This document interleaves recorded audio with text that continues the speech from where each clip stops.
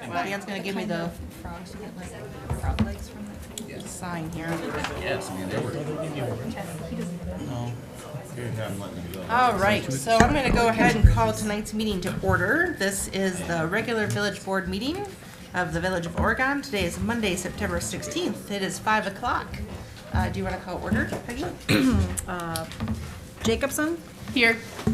Glish, Here. Bollig, Carpenter, Here. Peterson, Horton. Here. All right, and then thanks to everybody who's watching us online. Our meetings are televised live by OCA Media on Spectrum Cable Channel 983 and TDS Cable Channel 1019. You can always find archived meetings on the OCA Media's YouTube channel at youtube.com/user/OCA Media. All right, so we are going to go into public appearance. Number 3A, we have the Jaycee Park West fundraising kickoff tonight. So I'm going to go ahead and read the agenda item, and then I think we're going to ask some folks to come forward. So we have three things that we want to do. First, we're going to recognize Steve Piotr, President and Chief Executive Officer of Oregon Community Bank, for a $75,000 donation. We want to recognize Mike and Karen Victorson for a $5,000 donation. We'd like to recognize the VFW Post for a $12,000 donation, and everyone who has made donations. And we might have additional ones tonight, we'll see. So we currently have approximately $110,000 raised toward the $500,000 fundraising goal. And we want to recognize the following sports organizations that are working on the Jaycee Park West project, and especially recognize the Oregon Community Resource Network. So I'm going to read these folks out loud because without these guys' involvement, this would not be happening. So we have adult softball leagues, Lacrosse Club, pickleball, rugby club, soccer club, Special Olympics, youth baseball, youth football, and youth softball. So, any comments from staff before we? Thank you, thank you everyone for their work so far on the project. Yeah. Appreciate it. All right, so, Mr. Piotr, would you like to come forward? Yeah. Come on up. Yeah, I saw there's something big that you carried in, so I thought you might want to present that. So thank you, Jeannie. I am Steve Piotr, President and Chief Executive Officer of Oregon Community Bank. It is my pleasure to be with you tonight. I just want to let you know, Jeannie, that there may have been a slight typo in the agenda that went out last week to the board. Because I think in the agenda for tonight it shows a $75,000 donation to us. We decided to increase our donation to $100,000. Oh, wow.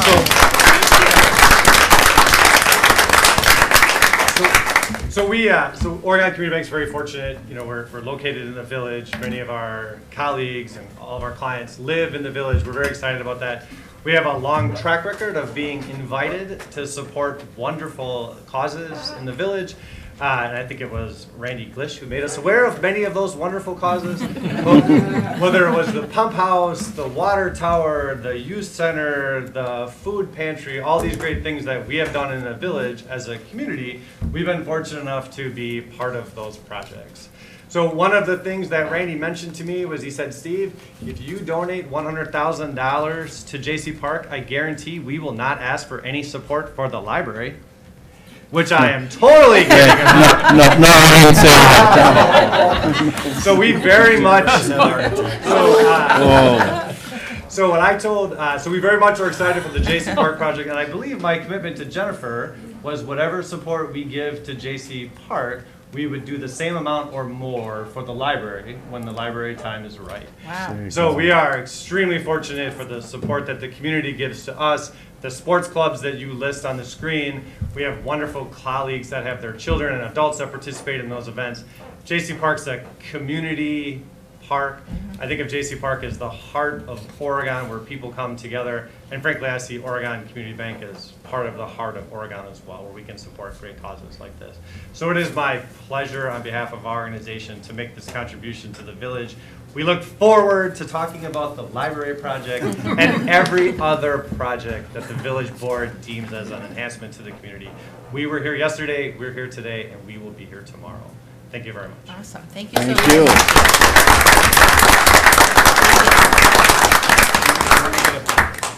you want a picture? Do you want to? Can we get a picture? Randy, do you want to paint a Go picture? ahead, go ahead. I think you should take a So picture, the Randy. check is mobile, so we would be able to. I'll hold it and then I can We'd be able to do the check over this way.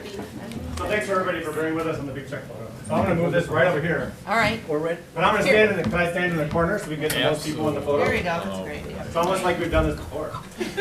So Steve, am I correct? I think you told me this, that this is the largest donation you have made. So Randy, thanks for reminding me of that. This is the largest donation that we as an organization have ever made to any cause. So thank you for the reminder.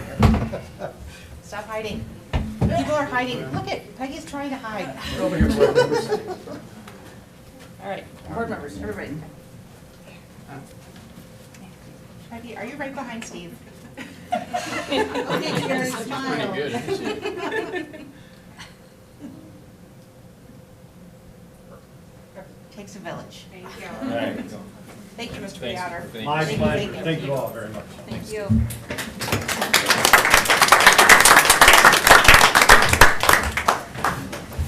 You missed the photo op. Well, that was fun. Gosh darn. All right, are there sports organizations that would like to make any remarks? I see some of you in the audience. Don't be shy. I see small, cute children with sports uniforms on. Yes, Yeah. all right, yes, come on up.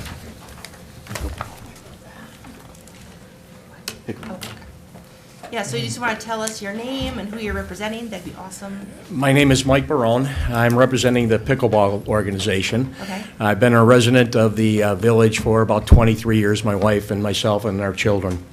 I just want to say we are very excited about the proposed park, along with the addition of pickleball into the park. I think we talked about 6 courts with lights, and it's going to be a wonderful addition. For those of you that don't know pickleball, it is a wonderful family game. We have a big group that comes out and plays on our community nights on Tuesday and Thursday nights, from children to young adults to senior citizens. And I encourage the board to keep moving forward with this project. We will do everything in our power to continue to support it and raise money. We've been doing that all along. We're just looking for some end dates, and so we understand what we're working towards and when we can look forward to playing on the new courts. Sounds good. Thank you. All right, Thank you so much for your commitment. Are there other organizations that would like to speak tonight? Yes, please come forward. And same thing, just tell us your name and who you're representing tonight. My name is John Landis, and I'm here representing Oregon Youth Baseball. Okay. And I just wanted to say a few quick words in that we are very for this project and very appreciative of Oregon Community Bank's donation, the other hard work of many people. I'm sitting on a steering committee that Randy's kind enough to lend his talents to as well, and we are very for this. And this will allow us, in the midst of tremendous growth, we just had our largest tryout for our travel teams a week and a half ago. So we're growing tremendously and can appreciate the growth mindset of this village. And we will be able to support this monetarily in the near future, very much so as well. Great. I'd like to thank everyone. Thank you. Thanks. Thank you. Who else would like to come forward?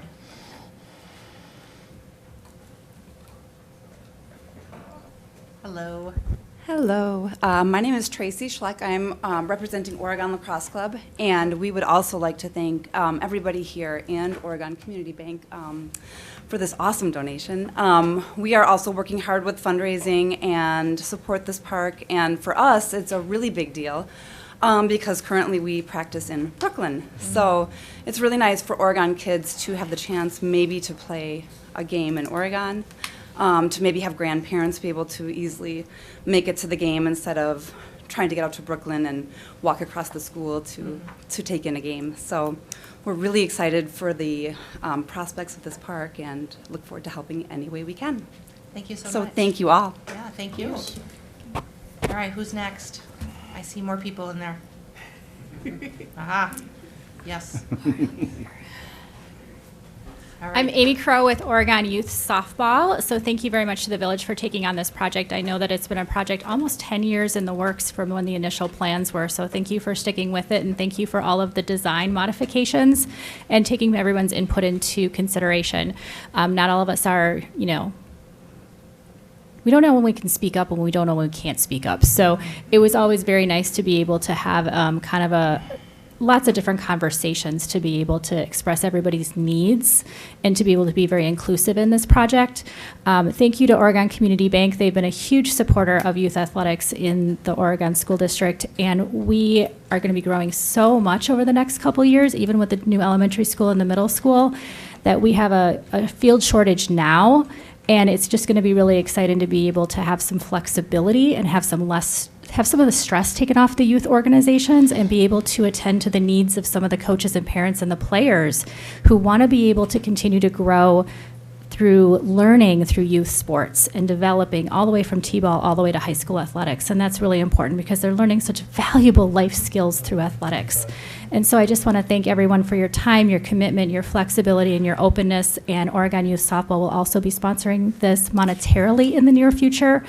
We just need to be discussing that with the board because now we're like, yay, full steam ahead. Yes, yes. Yay! Thank you for your So, support. thank you. Appreciate it. All right, come on up.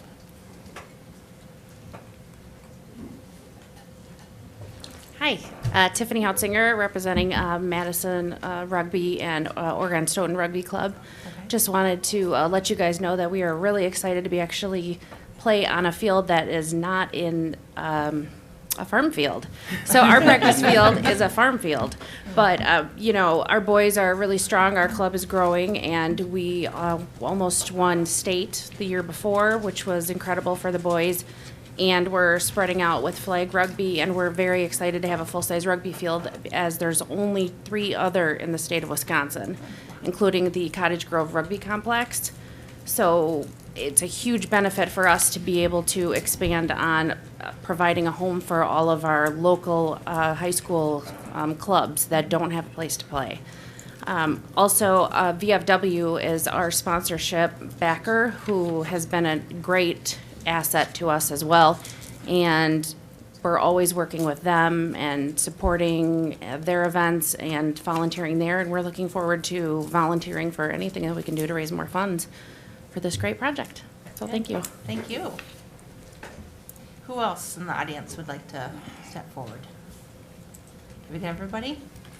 Randy, I think did you want to say a few words? So I just want to thank up staff, Mike, Lisa, Judy's in the back, Jeff Rouse involved. Thanks for your continued support. I got to thank Jamie Bush and Dan Bertler as part of our group as well, and obviously Steve, Piotr, and OCB, and Mike and Karen Victorson, and then the VFW post as well, and obviously all the sports organizations. We wouldn't be able to do this without you, so thank you. I think we're going full steam ahead, so thank you. Mike, do you just want to give us an update of where we're at and where we're going with Sure. this project?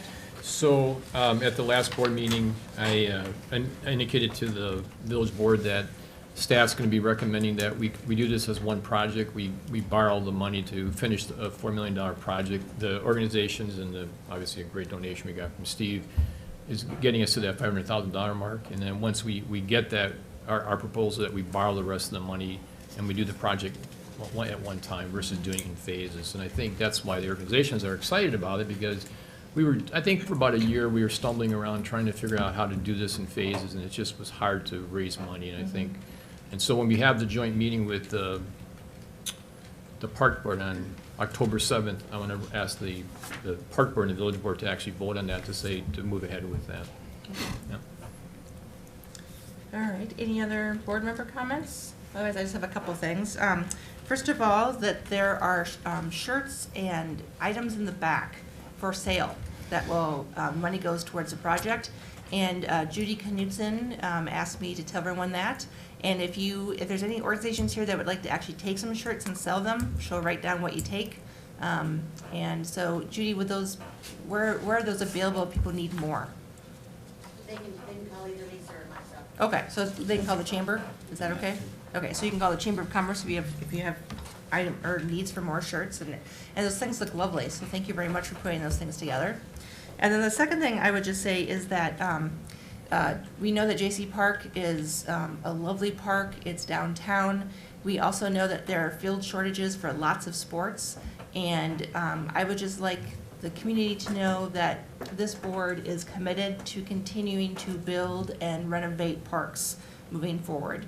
So you don't see, you know, every field of every sort of color and shape in this park, and that's okay, because there are more parks coming. Okay? So I just want to reassure the community that we're not forgetting, we're not excluding. I just was in Mike's office the other day and saw another subdivision that's being built and another park grand master plan. Yep. So we know that there's a shortage, we know that that's important to the community, and so we're gonna keep building parks. Fear not. Right, team? Right. Yes, okay. So I think that's my No, soapbox. that's good, that's a good summary. Anyone else have any closing comments? Seems like gotta get home for dinner, so. Just gonna invite all the sports clubs for a big check photo outside. Oh, and there we you gotta come go. back in Alright. for the rest of the meeting. Yeah. All right. So, yeah, so if you all want to leave, we won't take that personally. Yeah. So thank you again to everyone for taking time out of your busy lives to come here tonight. We know that that's a big deal, to come to a public meeting and to speak. So thank you for your support. We appreciate it. Yeah, so if you want to do the photo op, by all means, feel free to go. We'll keep going, but it'll all be good. All right, so we have approval of minutes. We don't have any tonight. We have approval of vouchers. So let me pull this up so I can read the right number. So we have vouchers in the amount of $394,973.58 for approval tonight. Would someone like to make a motion to get that on the table? Move approval. Almost second. All right, so we have a motion and a second. Do we have questions? Yes, Jerry? Yes.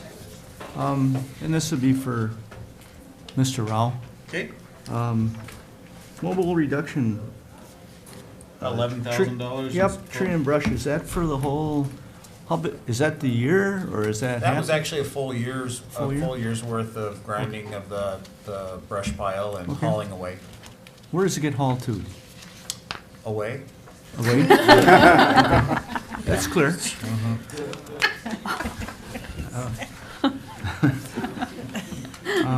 No, they contract with areas that can take it. I think Purple Cow is one of them.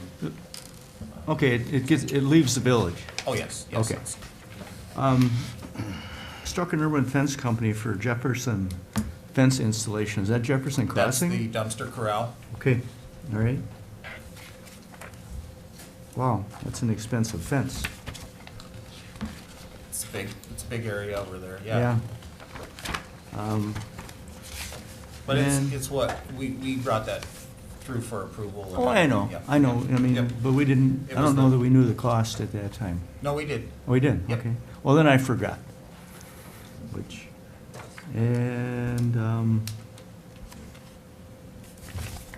I believe that is all my questions. Thank you, Jeff. You're welcome. Any other questions on vouchers? All right, then a roll call, please, Peggy. Horton, Yes. Carpenter, Yes. Peterson. Yes. Bollig, Yes. Jacobson. Yes. Glish. Yes.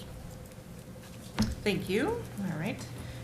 So now we have time for community input. So we allow at least 15 minutes at this period of the agenda for anyone who would like to come and talk to us about anything that's not on the agenda. Is there anyone that would like to come forward? All right, we will keep moving then.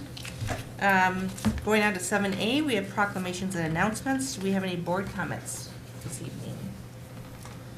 All right, so we have staff comments. I'll read the things here. We have a reminder of a public session for updating the community on the new library building on Tuesday, September 24th, from 5:30 to 7:30 p.m. in the Village Hall Community Room. Jennifer, anything you want to add on that? The public session actually goes from 5:30 to 7, so. Oh, okay. Just want to All right. correct that. And it starts, when is there's a presentation? Yep. So there's a presentation from 5:30 to 6, so anyone who wants to hear that should come during that time. If anyone wants to drop in, the next hour will be just drop in, so they won't have to listen to a presentation, but they'll have the chance to ask questions and still see the plans and give feedback.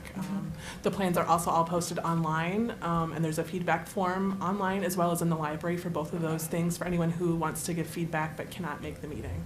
Very good, thank you. All right, and then item 2, we have a DOT public information meeting regarding the McCoy Road, Burn Road, State Highway 138 bridges and US 14. When is that that project's next year? Mhm. Yeah, Yep. in 2020. Well, at least it's planned for next year. Portions of it, yeah. That's gonna be angst. Yes. So that public information meeting, if you'd like to find out about the angst we will all be experiencing next year when those roads are closed and redirected. Yippee. Well, they'll still be open, they'll just Oh. reduce lanes. Okay, well, that's not so bad. That meeting is on September 18th at 5:30 PM here, or, I mean, in the community room at Village Hall. Yep. All right. We have upcoming meetings. We have the September 17th, 10 a.m. annual TIF meeting on Tuesday. And then we have October 7th, 14th, and 16th. Those are board and budget meetings. October 21st, board meeting. October 23rd, Personnel, Public Safety, and Protection Committee. And actually, I made, there's an error. Oh, yes. That should have been September 23rd for personnel, that's next Monday. So, Oh. Sorry. And then I actually forgot, for some reason, I left off the joint meeting with the towns next Wednesday at Oh, yeah. 6:30. I'm not sure how they, Yeah, so board members, make sure you have those meetings on your schedules, especially the Wednesday night ones. Yeah. Those ones can sneak up.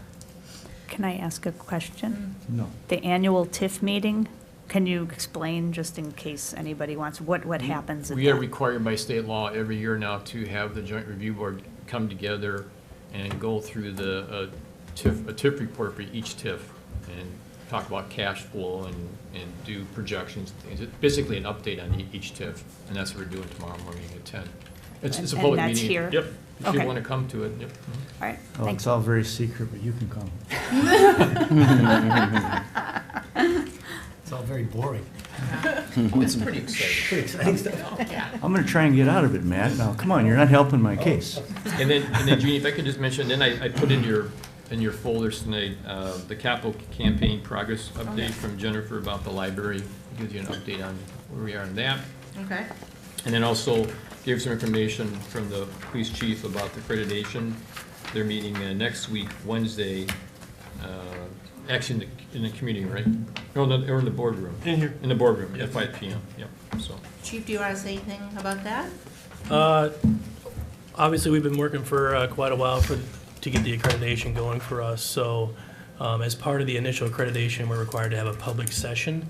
So anyone who wants to come in and talk about why the police department should or should not be accredited, I guess, they're welcome to do that. But the comments have to be pertaining to accreditation only, not in other issues that they may perceive happening. Okay. And that is on September 25th from 1 to 3 PM.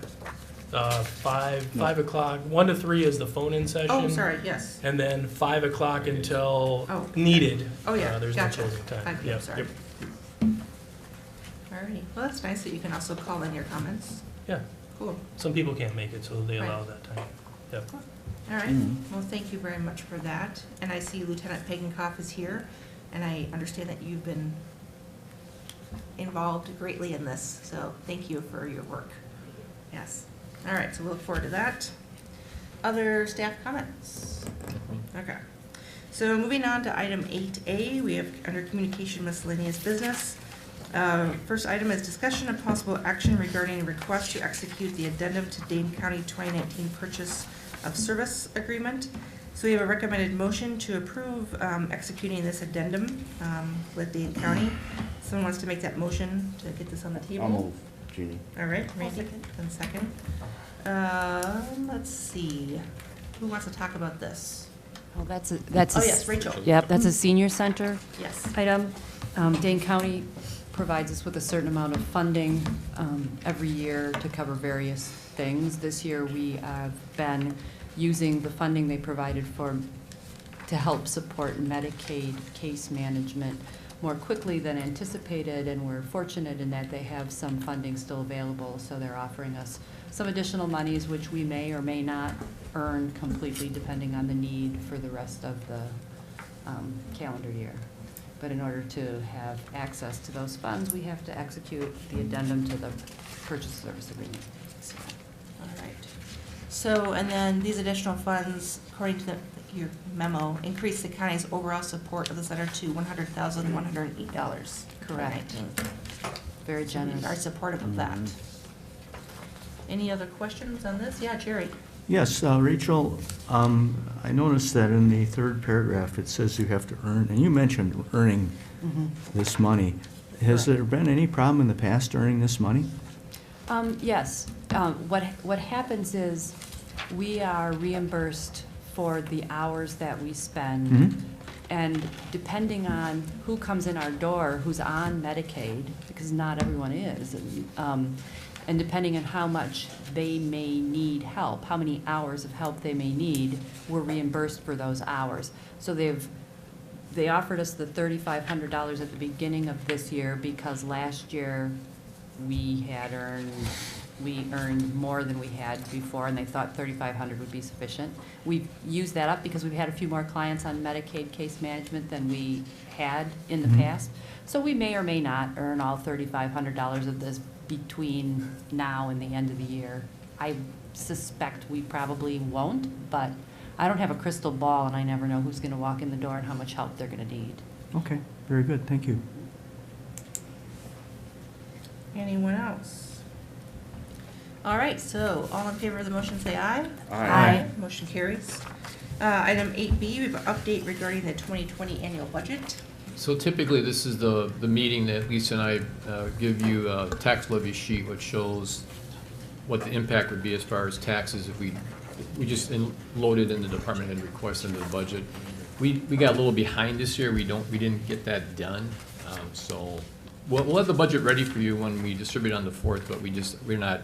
I think between having to go through the banking changes, this has been a busy time for Lisa, and we didn't want to give you something that was incomplete. So, I mean, you'll still see the department head request when you get the budget, but we just haven't run you a tax levy sheet. But we're still, talking about whether or not the budget's going to qualify for what's called the expenditure restraint amount. We have to deal with the property tax cap from the state as well. And then obviously the important decision is, how much do taxes go up next year? And that'll be something we'll be talking to the board about a lot in October and November. So. Excellent. Okay, sounds good. Any questions? All right, thank you. We'll look forward to budget time and the giant binders that we receive. Great. All right, item 8C. This is very exciting. So this is the village board hiring of Elise Cruz as village's director of planning and zoning administrator at a starting salary of $76,000 and the start date of October 28th. If you're watching and you have access to the packet, you can read Elise's resume and her cover letter. I was very excited to be part of the hiring team, and I'm super excited that Elise is going to be joining the village as our very first full-time planner. So she is an Oregon native. She actually graduated from high school here, and she's been with her husband in Charlottesville, Virginia for the last several years, working as a project and a planner for the University of Virginia. Yes, Yep. and she has previous city planning experience. So I think she's excited to be coming back, and we're excited to be receiving her. Yep. And Mike Slavny was on the committee, was Yes. impressed with her. Yes. So that is very exciting. Yes, Jerry? Yes, I'm just curious, how did you arrive at the salary? We started working on that probably a good year and a half ago. We looked at other communities, what they were paying, looked at different, I was keeping track of this for a while before we went out, and it seemed like it was the right range. I think the range we put in the ad was 72,000 to 80. So this is a mid-range salary? Something like that, yeah, Jerry, yeah. Okay. Yep. And is it also mid-range for our surrounding communities that have planners? Of Oregon size? I would say that, yeah. Okay. Yeah. Most of the people that we interviewed were making in this range. Yeah. Okay. So Yeah. it was attractive. No, that's a good point. Yeah, it was attractive to the candidates, I think. Very Yeah, good. we wanted to make sure that we put a salary in there that was comparable internally, obviously, with other employees in the village, but also that we attracted candidates and people didn't look at the salary and go, well, it's not worth even considering. So we had to be sensitive to that when we were recruiting. Thank you for your answer. Sure. All right. So moving on to item 8D, we have the review of the police department reports. So in our packets, we have K-9 reports, summary of major crimes, and investigations activity reports. Chief, any highlights you want to give us? The K-9 reports are, basically our K-9 was following up his assignment in the DC NAG unit. So those reflect that. Major crimes, we did have quite a few burglaries, thefts from autos. That was from the rash of thefts that we had in the Upper Bergamot area. So you notice those, but we continue to have several domestics and OWIs that are occurring in the community. Obviously, the police department is busy. And investigations, as usual, I'm happy to answer any questions that you might have on those. But. Any questions from anyone? There's a lot here. There is. Unfortunately. Unfortunately, we are seeing a little bit of an uptick in meth use in the community. You'll notice that there's a few arrests on that. I happen to be part of one of those, so it seems to be, it kind of is cyclical, and it's kind of coming back again for whatever reason, but we are finding significant amounts of drugs in the community, so. Okay. All right, thank you for your work and for your team's work on that. Moving on to item 8E, we have a discussion on possible action regarding HVAC controllers at the police department. We have a recommended motion to approve the proposal from Alpha Controls and Services in the amount of $49,623. Funding would come from 2017 borrowing for the police department and transferring funding from Fund 201, which had received a 2018 fund balance transfer. Someone want to make that motion? I'll make that motion for discussion, please. I'll second it. All right. Mike, what's Fund 201? Yeah, so let me explain what we did here. Okay. So, because of the police department, they really watch their spending. We actually have some money left over from their 2017 borrowing. So Lisa and Rudy have been working on that. And so to make up the difference, we'll do this, Lisa, correct me if I'm wrong here, please. We'll do this expenditure out of Fund 414, which is the capital fund. And we put $100,000 from the 2018 budget into that at audit time. You may remember that when the auditors were here, we made that budget transfer. And we're not sure, because of the money that we're going to spend on the Foxborough project that Jeff's working on, that we'd have enough money in 414 to cover the Foxborough thing and this as well. So what we would do is we would go into 201, which is the sick leave conversion fund, and pull a couple $1,000s out of there and put that in 414 to pay for this, if that makes sense. And then we would do then is we would replenish 201 probably either at the end of this year or possibly through the tax levy. Okay, so getting back to my original question, Fund 201 is the sick leave conversion fund? Yeah, but it doesn't make sense just to tell you that. I have to explain why we're... Well, yeah. No, I know what you're telling me. Yeah. So we're just going to take this out and then replenish it later. Yeah. And we may end up having enough money in 414 that we can do both Foxborough and this, but we don't know that for sure, Jerry. So Fund 201, the only reason there's an outflow from there is when someone retires? Correct. Yeah, And we're getting ready for Okay. that, yeah. And I guess that completes my questions regarding this. I just have a couple of comments. I guess maybe I've been around too long. That building over there has been problem after problem after problem, and that is no one's fault that's in this room today. I think it goes back to the beginning when it was built. We did not have an HVAC consultant. We didn't have a construction consultant to watch the project, and I guess, and I talked to Jennifer about this. I know Jennifer indicates that we're going to have both of those when we get around to the library. Yeah, it hasn't been officially voted on, but we'll be discussing construction management services at the October 14th meeting. Right, and then consultants for HVAC. It's all part of that, yeah. All part of it. Yeah. So Jerry, we'd be doing, and our experts here to talk about this, Rudy's here. So if you want, Rudy can explain what we're doing. We would be doing part of this even if we had the best building in the world, because some of this is a Windows 10 update. Right, so the Windows 10, we're not compatible with our current software. So you approved our air handler unit controls, and we installed those. During that same time, we discovered that the VAV controls and the boiler controls weren't compatible with Windows 10.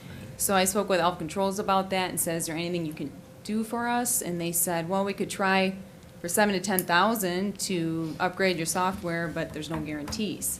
So in talking with Mike, it didn't seem like that was a viable option. And then the person that installed the previous system unfortunately didn't leave on good terms, and so that wasn't an option either. So the Windows 10 upgrade has to be done before, I think, January 20th. So we're kind of up against the wall. I did ask them a couple questions, though.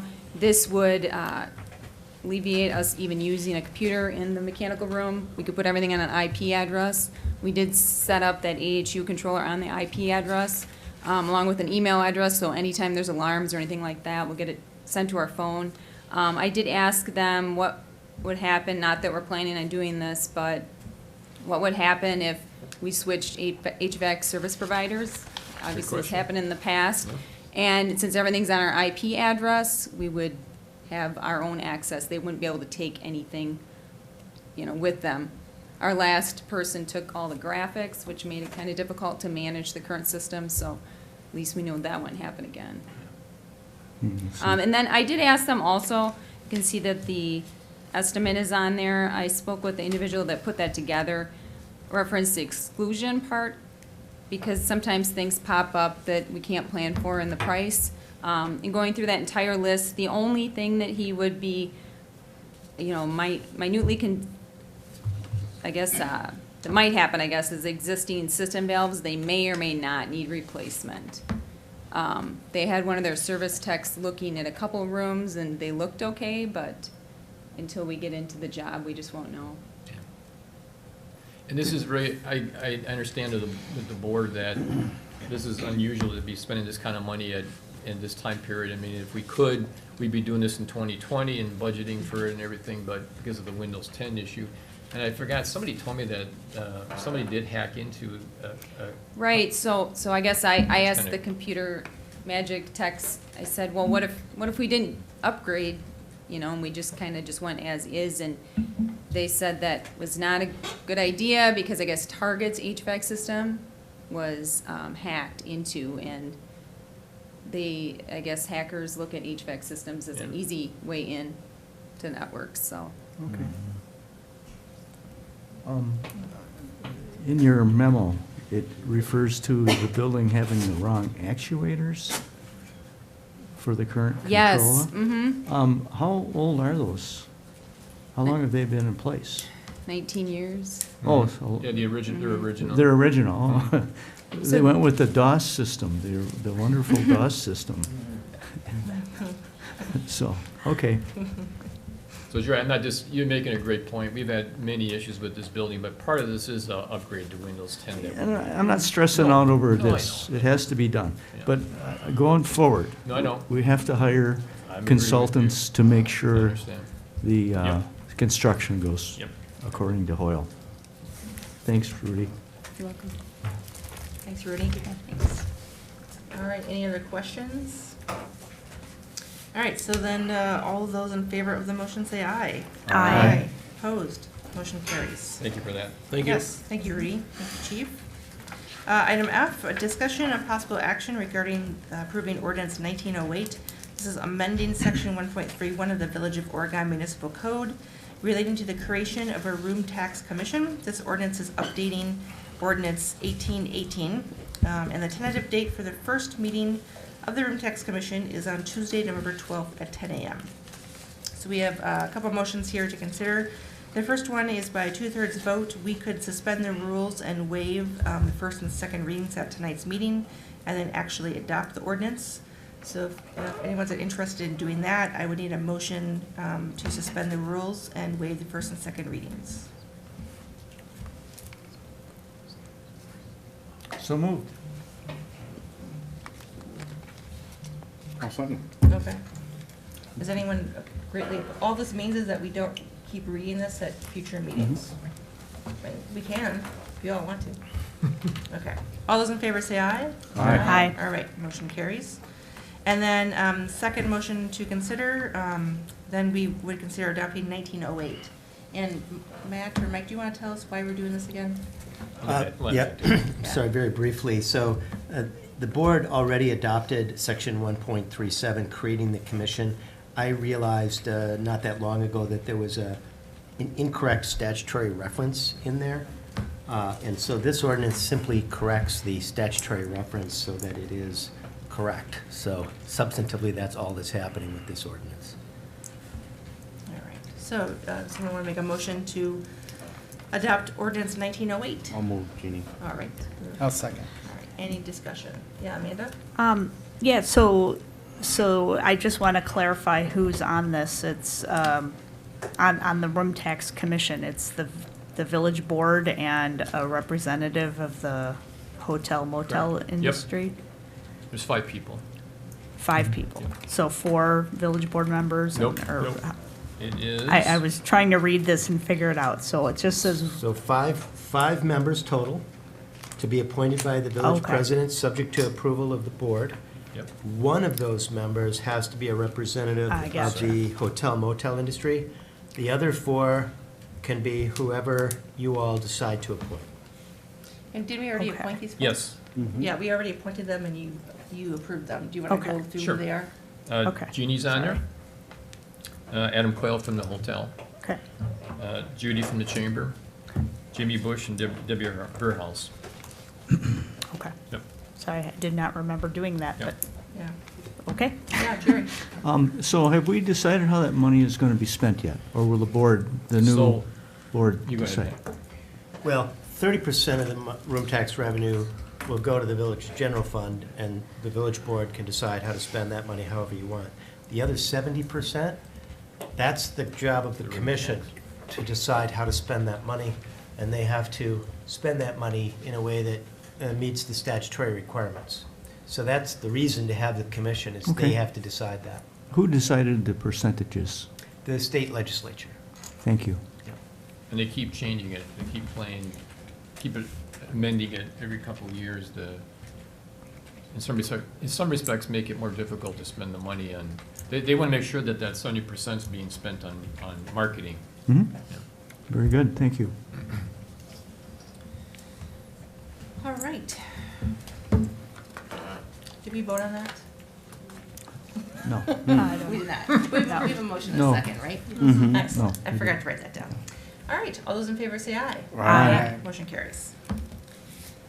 All right, item G, we have a discussion of possible action regarding the annual agreement on paying of inspection and other fees on lands located within the village limits of the Village of Oregon. This is the Dane County Drainage District, the Badfish First Edition.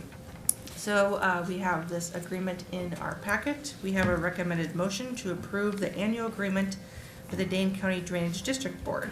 Would anyone like to make that motion? I'll make that motion. I'll second. All right, questions, discussion? We had, oh, Oh, do you want to? I just said that we yeah. had talked about this last time, and explained that communities are doing this, and we feel this is we'll probably be doing some additional projects with the district board, so we thought it made sense to continue to be doing this with them. I think Jeff mentioned at the last meeting, it's unlikely that we'll probably be spending this much money, because Jeff will probably be out doing the report, right, Jeff? Yeah, that's the plan. Yeah. Yeah. Okay. So let's do Corey first. My only question was regarding the second, therefore, talking about payment beyond the flat fee. And I'm just, concerned that this kind of creates an open-ended obligation and, do we have any idea what that obligation beyond the $2,500 could be? It's just for the inspection. Yeah. And so it's not something we would be tied into a project or anything like that. I think this is just if for some reason the inspection turned up something which they didn't even believe it would be, ever get to that point.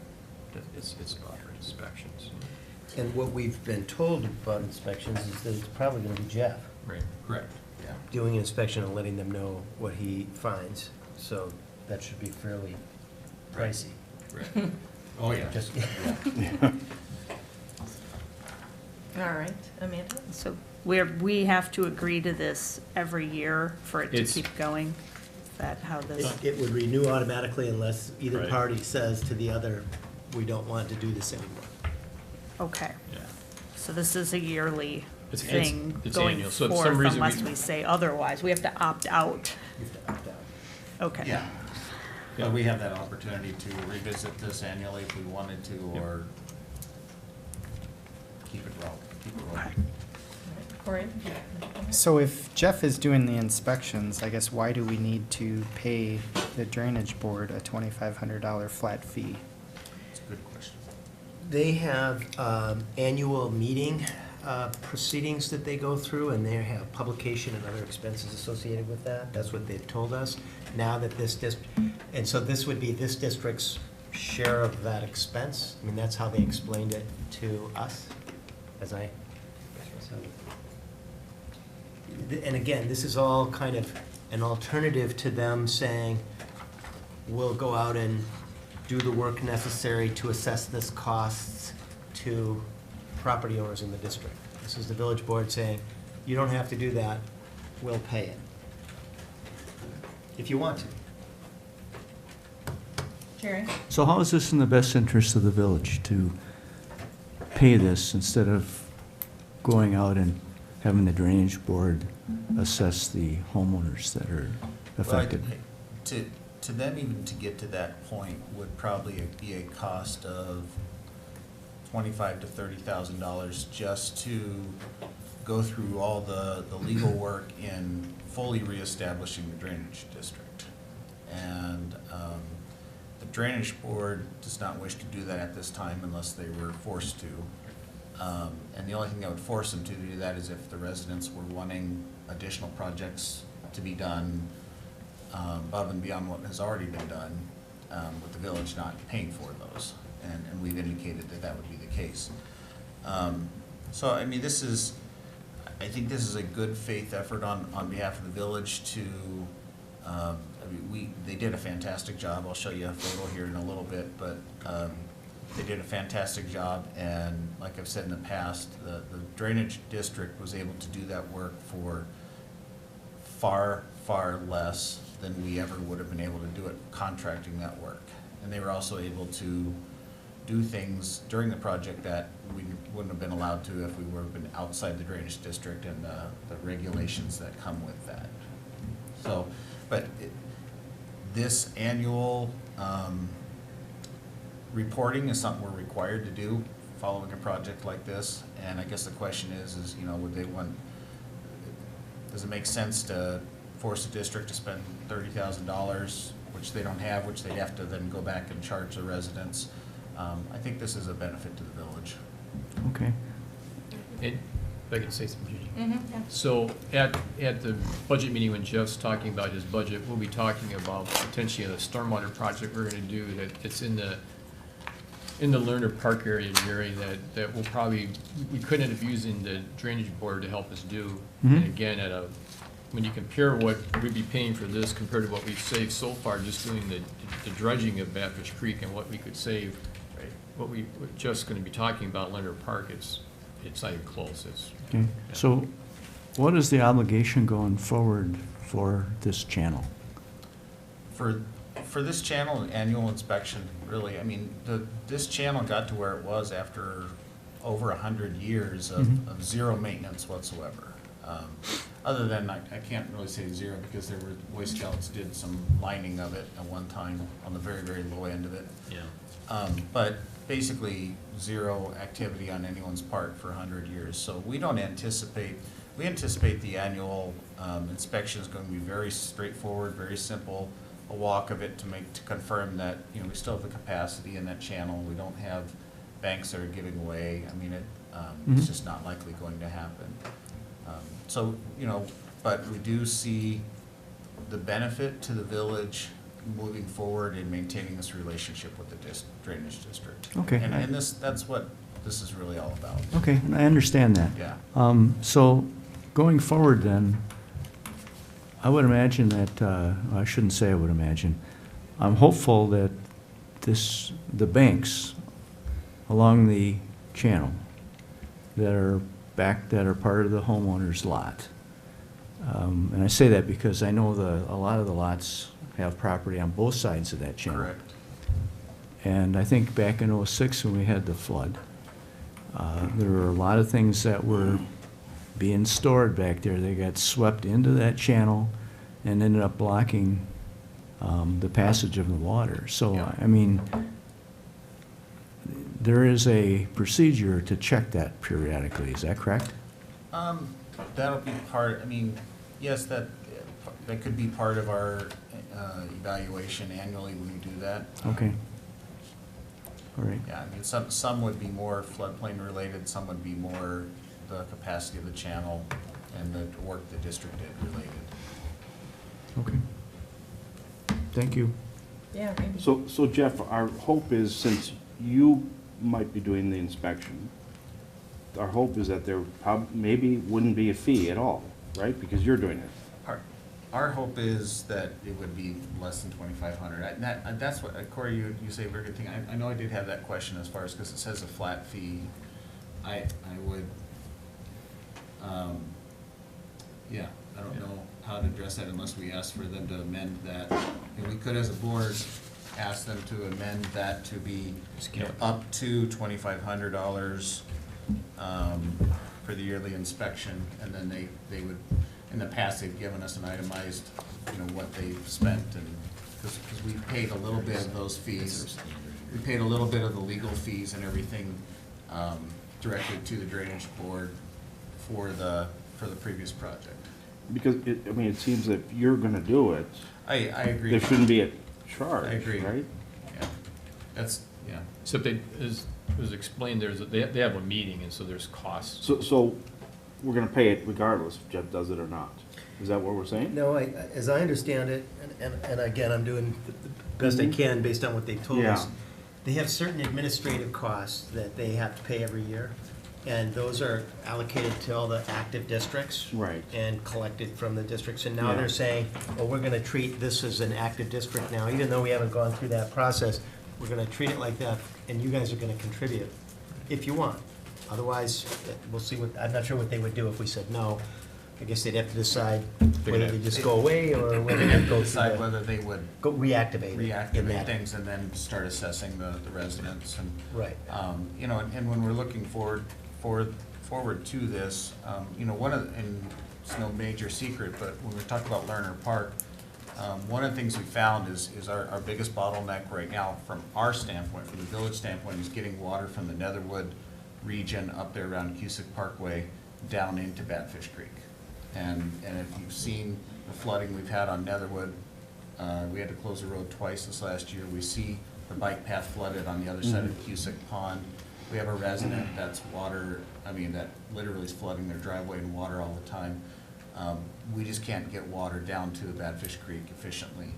And we see the drainage district as probably a very economical and viable avenue to be able to do that project. Yeah, I see, Yeah. they've been very helpful, and if it costs us $2,500 to keep that relationship going, and. Correct. That's. And we have, and this doesn't tie us into forever.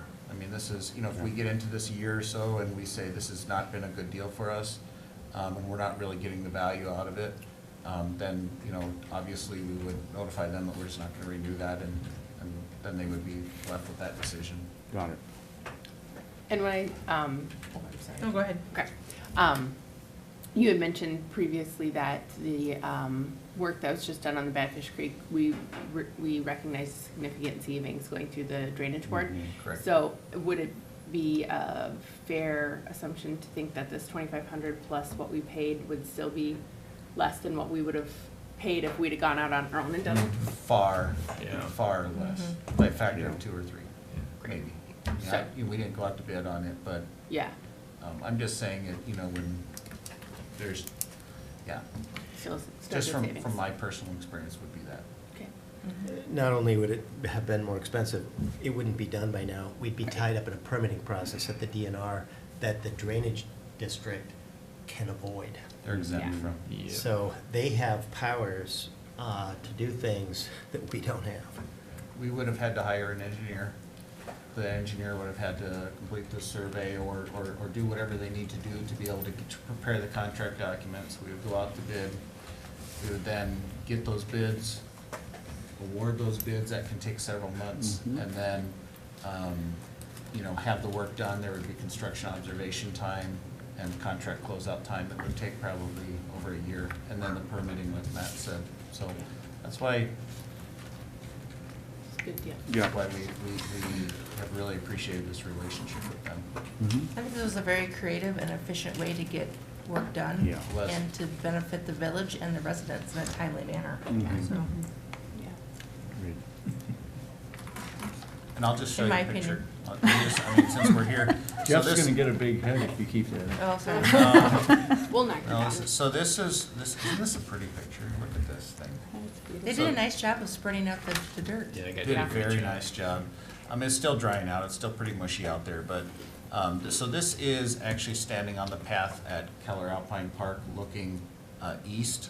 So this is a sunrise here, and so Jefferson Street is to my right, and so this is the outlet. You never saw it before because it was just solid cattails and everything like this, but it's an outlet, it's flowing. In fact, if you, look at this guy here. There's a crane just standing right in the middle of everything. Also on Friday night, there were kids already fishing off the bank there on the left. Yeah. Kids already fishing, yeah. Yeah, it's a blue ribbon trout stream right now. Yeah. Big brown trout was harvested right over here. No, but I mean, Is that what you know, you were doing out there? it's all about, you know, and I would commend both Curtis Excavation, who we paid their bill tonight in the vouchers, for the work. Rusty Curtis did a fantastic job and really took his time, and it's obvious why they continue to use him, because he knows exactly what he's doing. He's very careful, very clean, and he did a really nice job spreading the spoils out. Yeah. What's the plan so that that doesn't just grow up to weeds? Do we have a plan? We'll be spreading some seed out there. You know, it will get weedy. Okay. It'll get very weedy, but you know, we don't have. It's a very good question. Yeah. I mean, it's not our land, and so. Oh, so, yeah, so the property owners own that. Yeah. So we'd like perhaps we to- could encourage the property owners to Well, scatter some. This is our property. This is our property. We own We'll all be the way spreading- down. I'm sorry. No, good. We own all the way from here to DiMaggio Park, if you look at Okay. this, yeah, on the north So side. could you have some public works folks? We'll be spreading seed out there. Okay. We're gonna spread we'll get some native grass seed Okay, and that good. type of stuff. And we'll spread it along the whole length. And if someone really throws a big stink, I don't think they would, but, you know. That'd be, because otherwise next fall I can see that all just being a giant ragweed. It'll be, yeah, we'll have to do something with it, but, Good. no, we're not gonna mow it. No. All right, so on that note, all those in favor of the motion say aye. Aye. Motion carries. Thank you. Thank you. All right, so now we are getting into the phase of the agenda where we start actually borrowing TIF funds. So first is discussion of possible action regarding municipal revenue obligation by us, the Village of Oregon, to Oregon Hotel LLC per the tax increment district agreement for building the new hotel. So we recommend motion to approve this municipal revenue obligation. I would say that this is a municipal revenue obligation in the amount of $800,000, which was previously approved by this And- board in TIF. And Jeannie, even though it looks like it's a borrowing, it's not a borrowing. It's basically as part of the TID agreements for both Jefferson Crossing and the hotel. Oh, gotcha. It's almost like Jerry loves these pay-as-you-go TIFs. Oh, yeah, right. It's a Jerry Bollock TIF. This is my favorite thing. I know that. Yeah. Well, it's a good deal for the village because we don't borrow the money until the project is Well, up and and we're actually running. not even We borrowing don't money, have we're a actually risk. just returning it. We get the increment from the project, Oh. and we're returning it to them up to a certain amount. Gotcha. Yep. It's a big circle. No, I mean, I first, Circles are good. I had not That's used the way something like to this do it. before, so when I first saw this, I thought, like you, like, oh, we have Yeah. to go out and borrow, but it's just basically it's a pay-go. All right, Right, excellent. that's what's Even great, better. that's why I like this, because know. we're just taking the funds that we take in Yep. and paying off the debt with And it. and just so you know how we got there, remember, as far as the hotel, actually for both projects, we had Elders, our financial advisor, do that cash flow, and then in that cash flow spreadsheet, it showed the gap analysis, and this is, for both projects, this is what they needed to fill in the gap to make the project work, so that's what we're doing. Excellent. All right, so do I have a motion to approve this? So moved. Second. Any further discussion? All those in favor say aye. Aye. Motion carries. And then next, we have the discussion of possible action regarding municipal revenue obligation by the Village of Oregon to Lake Stone Holding LLC per tax increment district agreement for the Building Jefferson Crossing apartments. Motion to approve. I'll move. I'll second. All right. Same Thing. Same thing, yep. Any questions? All those in favor say aye. Aye. Motion carries. Item J. All right, we have discussion of possible action regarding Autumn Ridge Phase 1A. This is the utility acceptance. So we have a recommended motion to approve and accept the sewer and water utilities for Autumn Ridge Phase 1A. Jeff, do you want to tell us about this? This is just a standard, you know, we have to go through and as a village board just accept these public improvements. And so we're accepting the water main, phase 1 of Autumn Ridge, you can see is extension of Fox Field, and then down on Sienna Glen Way there, kind of into my little yellow box there. Okay. So we've checked them out, we've looked at the lateral valves and the main valves, and my guys are okay with that, and all good to go. All right, so we have a motion to approve this. I'll make that. Go ahead. I'll make I'll that second. motion. And Randy, second by Randy. Do you have a question for you? Yeah, so Jeff, this currently doesn't loop, so I guess are we gonna have to flush the dead end of that? It does, you see that's phase 1B, does loop back. But it's not looped yet, though. It is. Oh, it is, okay, good. Yeah, because see, 1B is, if you look on the map right up here, is this section over here, and that connection's been made. Okay. And it will, I don't think we have, I think we have that open and flushed and operating right now. Okay. So, yeah, the only one, but we do flush the dead end hydrants and everything. Thank you. Yep, you're welcome. All right, all those in favor say aye. Aye. Opposed, motion carries. Item K, discussion of possible action regarding Bergamot 4E, PV utility acceptance. We have a recommended motion to approve and accept the sewer and water utilities for the Legend of Bergamot Phase 4E. Someone want to make that motion? I'll make that motion. I'll second it. All right, we have a similar map. There's Randy, people you wanna already approve living this there. one? Yeah. Hey, that lot does look familiar. It's got a house on it. You got water there? Recuse yourself because Water, you're, sewer? Because that's your water? It's okay. All right, thank you for the map, Jeff, that's very helpful. Any welcome. questions? Well, Oh, yeah, go ahead. so I guess I'm confused as to, there's already service for all those people. We Yes. haven't approved this yet, though? This is. No, this is just, it's part of the formalities as we Figure go out. through and we're in finishing out a project, and eventually we'll accept the roadways when they're done. We accept the utilities, we accepted the sewer a while back, I believe. Or no, this is the sewer and water. Yeah, no, so, you know, we may be doing It's a all little part of the catch-up here. bureaucratic process. Yes. But we wouldn't be Right. accepting it, we do an inspection and there's something wrong, we would make them fix it. Right. I Right. got you. They've already passed, long before this, they've already passed Yeah. their safe back tees, they've done their chlorination, they've done their pressure tests and everything like that, and it's activated, there's homes being built out there, obviously, and everything, it's just us officially taking over ownership and maintenance responsibility of it. Okay. It does seem to be working, at least at my house. So, Tastes Excellent. great, doesn't it? Yeah. All right, well, thanks for explaining the process, Hey, you're 'cause welcome. it's, All right, oh, yeah, Corey, go ahead. So I guess along those lines, are we, if we haven't accepted it, are we, if we're not maintaining it and we've issued building permits and we have services along there, I guess I have a little bit of a concern that if we, I think it's fairly typical that acceptance happens before a plat is accepted and before any building permits are issued. Before a plat is accepted? Yeah, and before building permits are issued, just from the standpoint of, you know, if there's a water main break. Right. And if we haven't accepted it, who's gonna fix that? Or if there's, you know, any kind of an issue.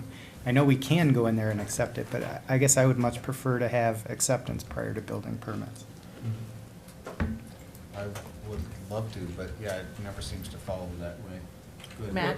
Well, so our standard development agreement approach to this is, once we have an agreement in place and a letter of credit that secures, or a bond that secures completion of the work, then the developer can start pulling building permits for lots within that phase, even though the public improvements have not yet been constructed.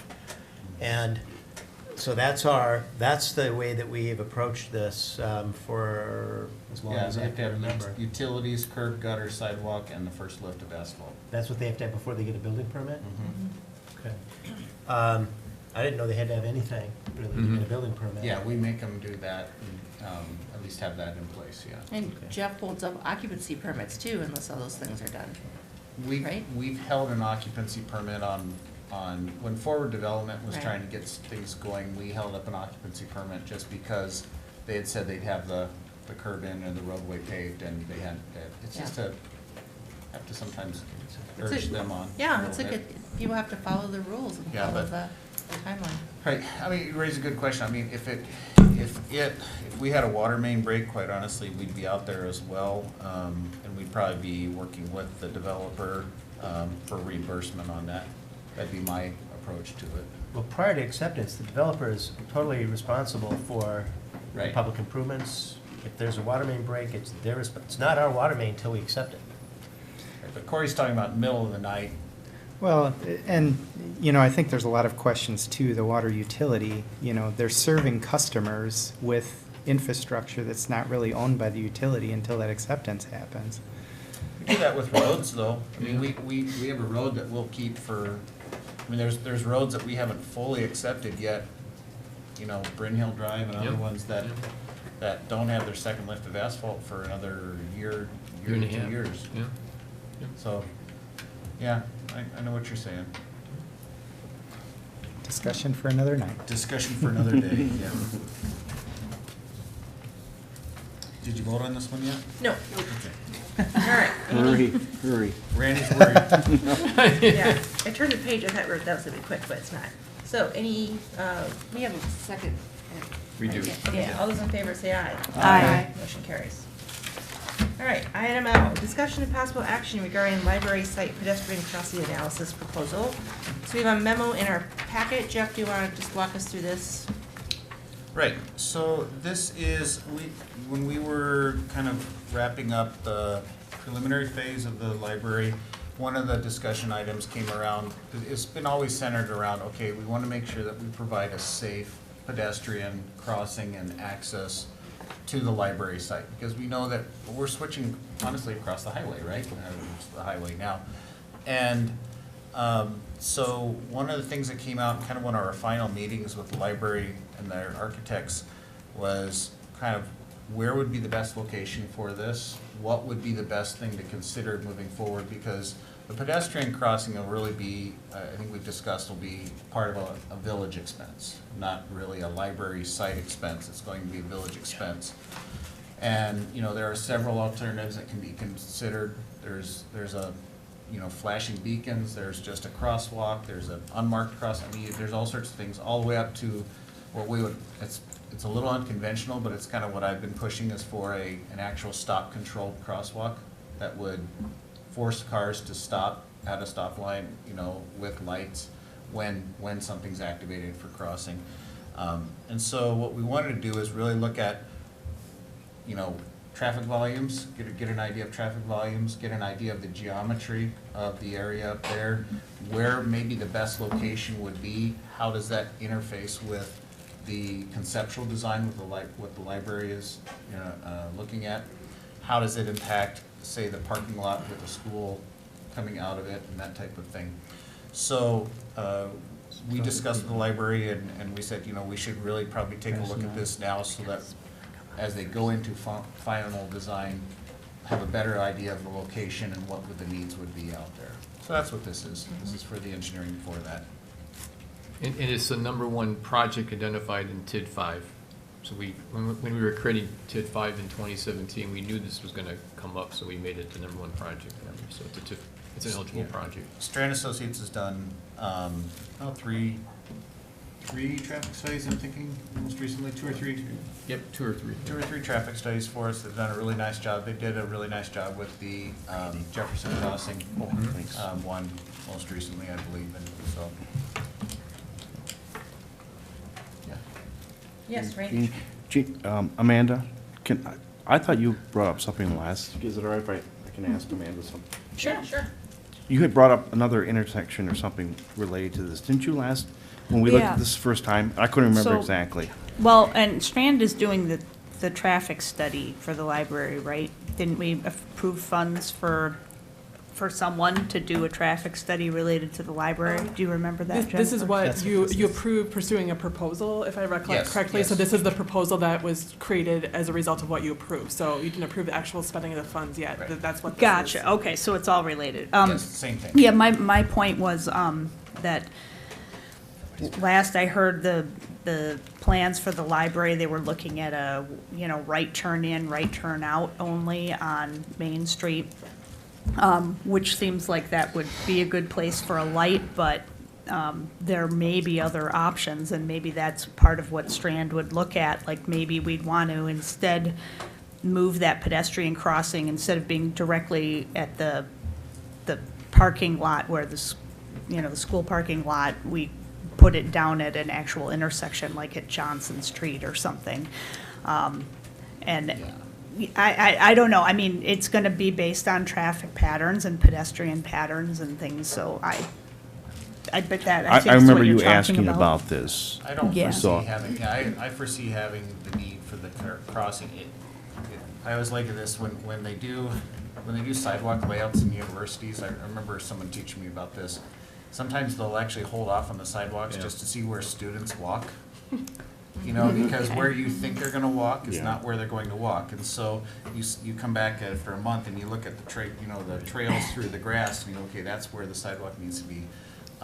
Sometimes you think that it's gonna make sense putting it down an intersection, but 9 times out of 10, people go up to right across from the business or wherever it is and go straight across. Right, and that's where I kind of figured that it would probably end up, but again, based on traffic patterns and safety, Yeah. I mean, that'll, if we're assuming that human nature is gonna have people crossing there, then how do we make the safest crossing at that location? And that's what this is Isn't, looking yeah, at. isn't that what we're paying them to do? That's what That's we're looking at. exactly. Yep. Okay. So, does that Whole answer? point of the study. And Okay. I'm okay with that, because that's, I mean, it is what it is. We gotta make it the crossing where the people go. Right. And let's say, who knows, let's say that another site was determined for the library. This isn't wasted money because something's gonna be developed, village-related, somewhere at that site. Now, I think it'll be a library, but it'll. Do you know something I don't? No. It better be. I'm all in for the library. Your fundraising is like 100,000 or more, from what I understand. So do we have a motion to approve this? Yes. I'll make that motion. All right, do we have a second? I'll second it. All right, any further discussion? All in favor, say aye. Aye. Aye. Motion carries. Thank you. Thanks. All right, so now we're moving on to Lincoln Road. Yay, Yay. right? This is it, this is the final step. The thing I want to mention is that there's a, Oh, let me read it first. sorry. Okay. So this is item M, discussion and possible action regarding the ordinance 1907, providing for a boundary change pursuant to an intergovernmental agreement between the Village of Oregon and the Town of Oregon. And we have some motions to consider, but yeah, Mike, do you want to give us the rundown? Just want to mention that Peggy's still waiting to get the word numbers, that's why there's a blank on the ordinance. So if the board adopts it, know that we'll plug in the word numbers before we sign it. Just so you know. And the town has approved it on their end, Yeah, right? so we approved the resolution first, the town did it, and now this is the last step in the process. All right. Does this go back to the town now? Nope. So this We is, had- this is it?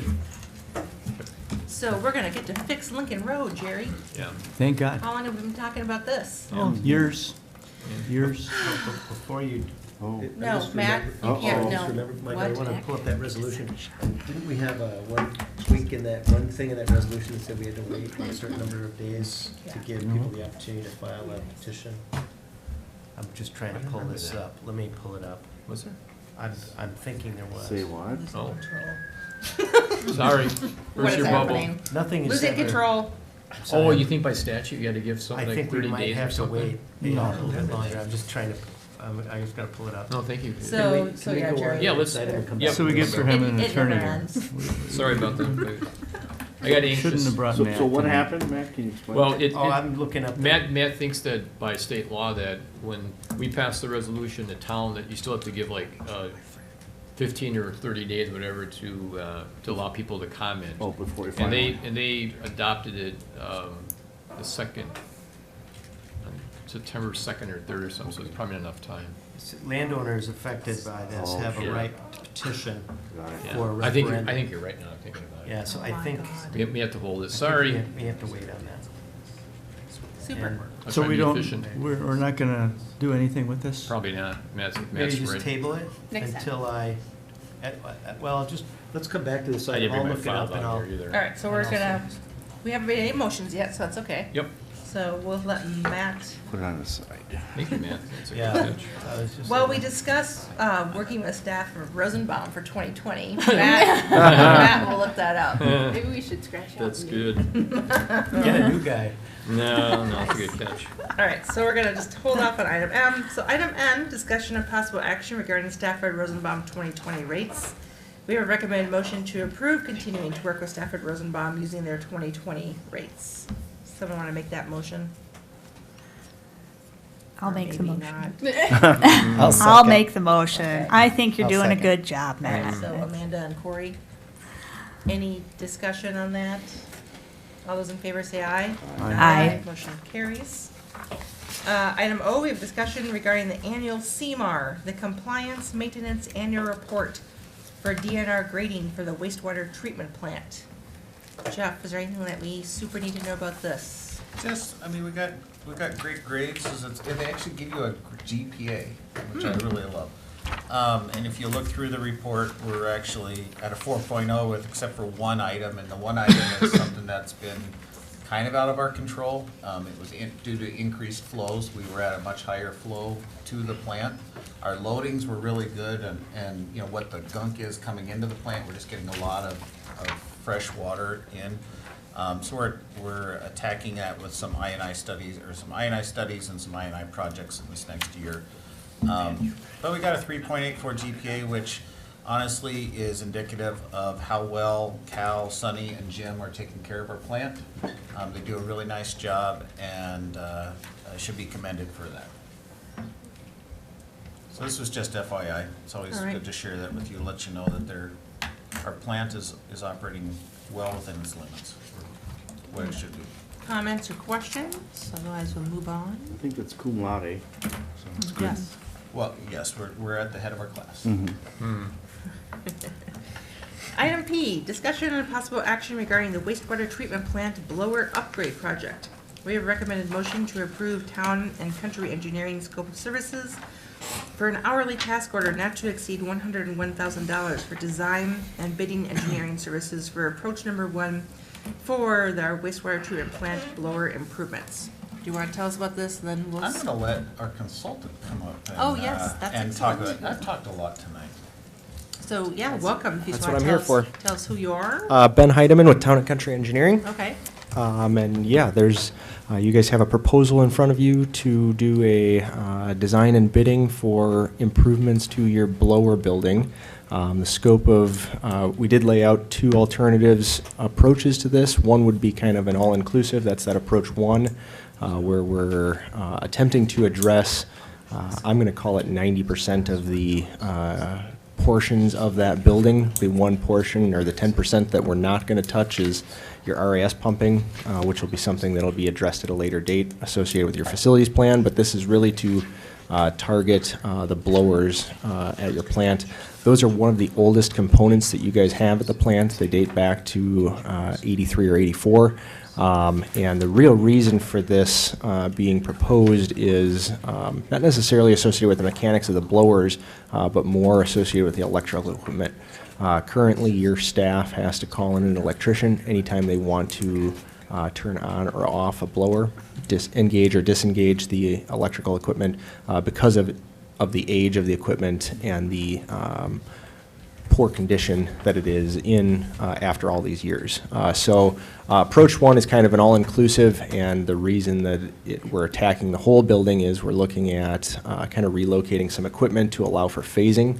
The approach two would be kind of a pared down version of that and really looking at it in a more temporary sense, where we'd still put in a couple blowers that would serve your needs, but maybe not take all of the electrical components out of service, just the major ones. But it would still leave some potential safety hazards. We'd still have to leave that old electrical equipment engaged and charged up in order to serve some smaller loads that are elsewhere in the treatment plant. So does that kind of cover? And these blowers, just so you understand, these blowers, they're basically like very large fans. They're pumps that pump air, and the air goes down into the aeration basins, those big basins we walked around that one day, and they go through these little discs and they create tiny little bubbles of air. And those tiny little bubbles of air is what helps the bugs, as they call them, break down the wastewater. And so they're a very important part of the plant. It's, this has been kind of on our radar for a while. We've been kind of hoping to, as we wrap up the facilities plan, to be able to identify exactly what this project entails, and that's kind of what we have, is they have enough information to be able to do this. It truly is a safety. There's a couple of things that I look at this is first of all, the equipment's at the end of its useful life. There is a major safety component. My staff cannot, we're talking about high power type of equipment here. They cannot just go out and flip. It's not like flipping a breaker. And they literally, if something goes off, if we have a power outage or whatever, we have to call in an electrician that's used to dealing with, 480 volt? 480 volt, yep. 480 volt type power to even safely turn the breaker back on. And so that's kind of one of the things. And then on the other end, as we get these new blowers, these are called high efficiency, high-speed turbo blowers, or high-speed blowers. They and they're all activated with variable frequency drives right now. Now we just turn the pumps on, the motor just turns it whether it's being used or not. And so if you look at our power consumption in building 55, which is where this is, it's one of the highest, between that and the gravity belt thickener, it's one of the highest uses on there. With these new blowers, they go on variable frequency drives, which means that you basically can speed down and slow up the pump based on demand and what you need in the aeration basins. So I did a project like this before I left the consulting world, and we saw a tremendous increase in electrical efficiency and use just from installing these new blowers. So ideally, we see a much lower, much reduced power consumption at these buildings. The other end of this, and I wanted to just give you a mind of my thinking on this, this question like, how much do we continue to invest in our plant?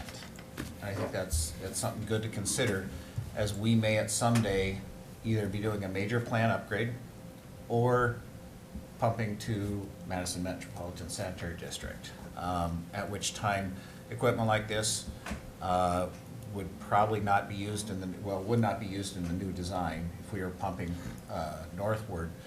But that's, we have no idea where that is on the horizon. We estimate at the earliest it would be 5 years. Realistically, it would be 10 or 15 years before we would do that.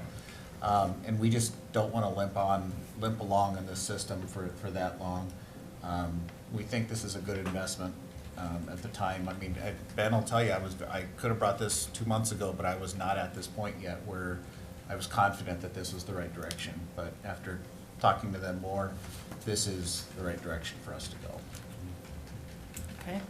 Questions? Yeah. Jeff, do the blowers run 24/7? Yes. Okay. Amanda? Okay, just wanted to Oh. point out that on the Public Works Committee, I remember taking the tour, and I remember Jeff saying, this is going to be replaced while you are on the board, like, this is coming up, beware, and they are decrepit, they are like really old pumps. I remember that stood out on the tour, so I'm on board with this, just because it needs to be done. Yeah, Corey. So I agree, definitely something needs to get done. I guess my question is with the uncertainty in what's going to happen with the facilities plan and what's going to happen long-term, is there a possibility to do this partial replacement, put in the VFDs, put in the new blowers, but not spend the full amount just by chance that our plant is going to completely change or we're going to go to MMSD? You know, is there kind of an option, maybe an approach 3, where we could do a partial replacement of, you know, things that would help us now, but then if we end up keeping our plant, doing the full upgrade later, or if we're abandoning our plant, we don't do anything more, just to try to save, you know, money if, you know, we end up going to MMSD or changing like that. And just speaking towards that, so approach 1, basically, if you're going to stay at the existing site, that's going to be usable for you.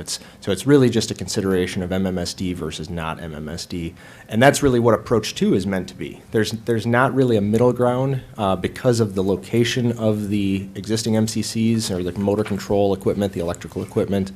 It's really approach 1 or approach 2 with no in between, because you can't physically fit any more electrical equipment in the existing space. So that approach 2 would take and put in 2 of what will probably be 4 blowers in the future, put 2 of those blowers in now, put some temporary VFDs in that are not in what I would consider a long-term installation. So that essentially would be wasted, but you don't really have another choice, because the alternative is you renovate the whole building to create a new electrical space so you can bring that all online while operating the old electrical as well. So I think these 2 approaches do provide you that. I mean, that's the spectrum of what you're going to have, with not really anything in the middle. So I guess my question then goes to, if we're developing east of 14, are we far enough on our facility plan to say that we're going to MMSD then? No. No.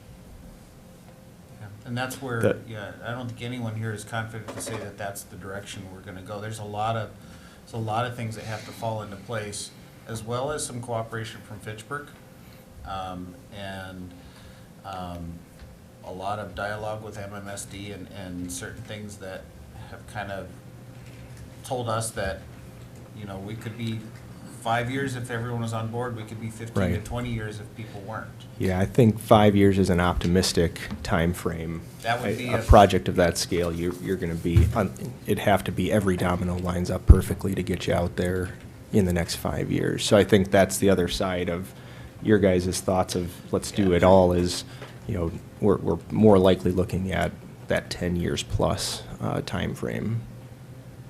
I was right where you are right now about 2 months ago, and kind of feeling the same way. You know, I look at it as like it's a car, right? It's like a used car, you know, and you get those big bills come along, and you're like, okay, what's the right decision here? And certain factors go into that, and you know, we've had some discussions, we've had some meetings, we're pretty much wrapping up the facilities plan. You know, looking at it long-term, and I'm looking at long-term being 15 years, you know, this is still my recommended, you know, avenue to go for this. But like I said, I wasn't always there. So you're saying even if we're going to MMSD in 15 years, you would choose approach 1? I would still choose approach 1, yeah.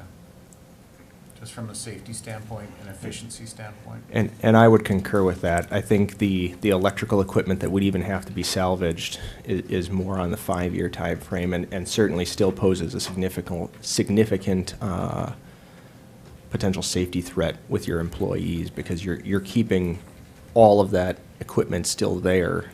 It's just the blower portions of that are not going to be used anymore. So I think that's part of the reason you looked at it, is in that time frame. It'll certainly be that's way longer to limp along than what I think you guys were comfortable with. Yeah. Is there something new that's happened with the safety, or is it just, are you saying that because it's old? I mean, this has been in place since the 80s. Something hasn't changed that's made it less safe, is it? Has there? Yeah, there's something with there's some breaker that we Yeah, I can no mean, longer get anymore. It's been a point of conversation, and that's kind of what kicked off the facilities plan in the first place, Okay. if there's any weak point at your treatment plant, this is it, and this is the oldest components of the treatment plant. So it's been a known thing for a couple of years now of trying to get that, just addressing that, and you've known that there was electrical issues, and that's why we've been talking about it, and why you guys talked about it when you did your tours of the treatment plant. So this is kind of the culmination of that effort. Jenna, do you have something? I just wanted to say that hearing that this will alleviate some safety issues for the team out there, that's important to me. I definitely want them to be working in a safe environment, so I am on board with option one and excited to give them that safer environment to work in. Is that a motion to approve the town and country engineering scope of services? Well, sure, I will make that motion. It sounded like a motion. I'll second. I'll second. All right. Just read my mind. Any further discussion? All those in favor say aye. Aye. Motion carries. Thank you very much for coming tonight. Thank It's you. very useful. We'll keep you up to speed as the design progresses and other stuff. We'll bring that back before you, so you know All what's right. going on with it. You want to go back to M? Yeah, so Okay. Matt was right. We actually have to sign the agreement that got approved as part of the resolution by both parties, and we have to publish it for 30 days. Okay. So you probably won't actually see this probably till November, I'm sorry. I got anxious. The work's not being done till No, next not year, next right? year anyways, So yeah. we're fine. Would you keep the township in the loop? Well, you have to get them to sign the agreement, Right, but they're expecting this after tonight. you know, so, well, we'll get, I have to contact Jennifer about it, so. Thank you. Yep. So sorry about that. I got too anxious to get this over with. You know, it's been a long time coming. I know. All right, item Q, we have a discussion on possible action regarding a new assessor agreement. So we have a memo in our packet. I know in the past we've asked, should we'd be bidding this out, and Mike, you wrote a very detailed, or Peggy actually wrote a very detailed Yep. memo on this. Your recommendation is that we approve a new assessor agreement with accurate appraisal for 4 years in the amount of $35,000 per year. Does anyone want to make that? I'll make that motion for discussion. Okay. Is there a second for discussion? I'll second it. All right. What are we paying now? I think it's at 33, I think, isn't it? 33. 33.5 or something, yeah. Actually, I think I've got it somewhere. And my second question is staff happy with this company? I would say, I think Peggy does a nice job of explaining in the memo that, first bullet point, that I've asked other administrators if there's a better option, and it sounds like most people are like us. There aren't that many companies out there. Mhm. And I think at the end of the process, Peggy and I just felt that we just continue to stay with the same company. Okay. I think, if you've been on the board for a while, we've had a few errors by them, and we've dealt with those, but I think overall they did do a pretty good In the job. past, we've had trouble getting records when we've switched companies. Yeah, well, that's always a big issue. Yeah, and so, But I think overall they do a pretty good job, and I do think it's like $32,000 or $33,000. I don't have the, 33, yeah, I don't have the, How long have we used them? I probably a good, let's see, that's a good question. It switched while I was here. I started in 2005. Yeah, I was gonna say 10 plus years. Okay. Yeah, Randy? So, just from a homeowners, I have contacted them via email and on the phone, and I found them very responsive. Good. Yeah, right away. I guess I would, and I put it in my memo here, but, I mean, you know the number of people that come in for board of review, and it seems pretty minimal, and they're working with people right up until board of review to, I don't know. I mean, there are times I get complaints, I'm not gonna lie, but overall, I think they're doing a fine job, so. Yeah, I'd have to, that's a great point. I have to say, they do a really good job of the assessors I've worked with in my time here and even other places. They do a good job at open book, and even at board review, I think we're well represented at board review by them. So, Okay. I'm comfortable with Peggy's recommendation to Okay, stay with we've got the them. money in the budget for this, or Mhm, will yes. we have to make a transfer? Mhm. Pardon? Or will you need a transfer to cover this? We budget, this is budgeted every year. Okay. Yep. I think we should take advantage of locking in a 4-year rate.